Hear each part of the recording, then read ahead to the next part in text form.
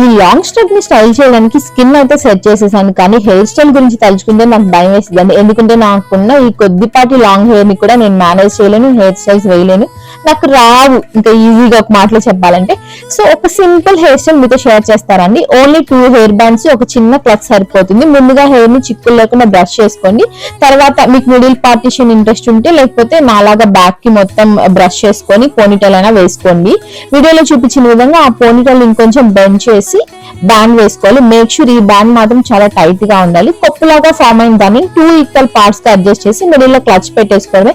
చాలా ఈజీగా కొంచెం బుషీగా ఉండే బో హెయిర్ స్టైల్ అయితే రెడీ అయిపోయింది. నాకు వచ్చిన హెయిర్ స్టైల్ చిన్నది చూపించాను మీకు.